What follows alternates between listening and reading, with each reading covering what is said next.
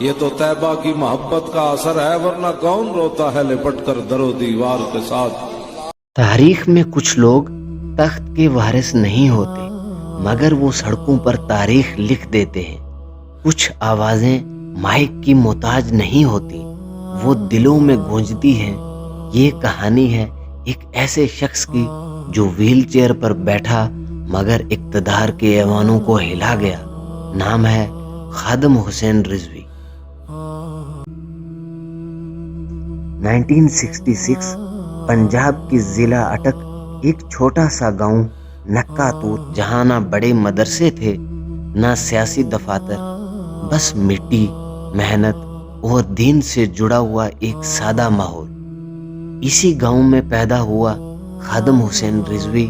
ان کے والد حاجی لال خان ایوان ایک دیندار اور محنت کش انسان تھے۔ یہیں سے خادم حسین رضوی نے سادگی سیکھی، عوام کی زبان سیکھی اور وہ لہجہ سیکھا جو بعد میں لاکھوں دلوں کی آواز بنا۔ کم عمری میں قرآن مجید حفظ کیا، عربی، فارسی، فقہ اور حدیث کی تعلیم حاصل کی، لاہور کے دینی مدارس میں درس نظامی مکمل کیا، اہل سنت بریلوی مکتب فکر سے وابستگی مضبوط ہوئی۔ لیکن خادم حسین رضوی صرف کتابی عالم نہیں تھے، ان کی اصل طاقت زبان، حافظہ اور عشق رسول۔ وہ ممبر پہ کھڑے ہوتے تو علمی بات کو عوامی لہجے میں ڈھال دیتے۔ خطیب اوقاف، سرکاری مسجد سے عوامی ممبر تک محکمہ اوقاف پنجاب کے تحت لاہور میں خطیب مقرر ہوئے۔ جمعے کے خطبات عام نہیں ہوتے تھے، لوگ دور دور سے آتے، مسجد بھر جاتی۔ ان کے خطبات عشق رسول، ناموس رسالت اور سخت جملے کھلے عام سننے کو ملتے۔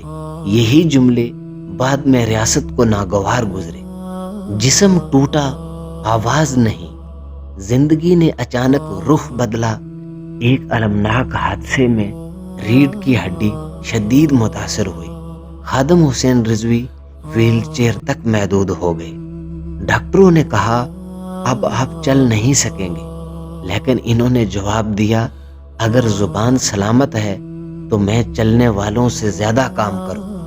یہ حادثہ کمزوری نہیں بنا، بلکہ ہمدردی، مقبولیت اور مزاحمت کی علامت بن گیا۔ 2011 گورنر سلمان تاثیر کا قتل اور نام ممتاز قادری۔ جہاں اکثر علماء خاموش تھے، وہیں خادم حسین رضوی کھل کر سامنے آئے، ممتاز قادری کی حمایت کی۔ نتیجہ سرکاری ملازمت ختم، اوقاف سے برطرفی۔ لیکن یہ برطرفی ایک نئی تاریخ کی شروعات تھی۔ تحریک لبیک، سڑکوں کی سیاست۔ ایک نعرہ ابھرا، لبیک یا رسول اللہ، یوں وجود میں آئی تحریک لبیک یا رسول اللہ۔ بعد میں تحریک لبیک پاکستان۔ یہ سیاست ایوان سے نہیں، سڑکوں سے اٹھی۔ دھرنے فیض آباد، لاہور، کراچی، ریاست مجبور ہوئی۔ مذاکرات، معاہدے۔ خادم حسین رضوی ویل چیئر پر بیٹھا مگر پورا نظام حرکت میں آ گیا۔ 2018 کے انتخابات، ٹی ایل پی نے پہلی بار حصہ لیا۔ نتائج، نشستیں کم، ووٹ لاکھوں۔ یہ پیغام واضح تھا، یہ وقتی احتجاج نہیں، ایک مستقل سیاسی قوت ہے۔ زبان، شاعری اور انداز۔ خادم حسین رضوی پنجابی میں شعر، فارسی کے حوالے، اردو کی گرج۔ ان کی زبان سخت بھی تھی، جذباتی بھی، متنازع بھی، لیکن سننے والا نظر انداز نہیں کر پاتا تھا۔ اچانک خبر آئی خادم حسین رضوی انتقال کر گئے۔ یہ جنازہ طاقت کا ثبوت نہیں، اثر کا ثبوت تھا۔ ان کے بعد قیادت بیٹے سعد رضوی کو ملی، تحریک جاری رہی، لیکن خادم حسین رضوی ایک فرد نہیں، ایک عہد تھے۔ خادم حسین رضوی سے اختلاف کیا جا سکتا ہے مگر انکار نہیں۔ وہ ایک آواز تھے جو خاموش نہیں کی جا سکی، ایک شخص جو ویل چیئر پر بیٹھا مگر تاریخ کے صفحات پر کھڑا نظر آتا ہے۔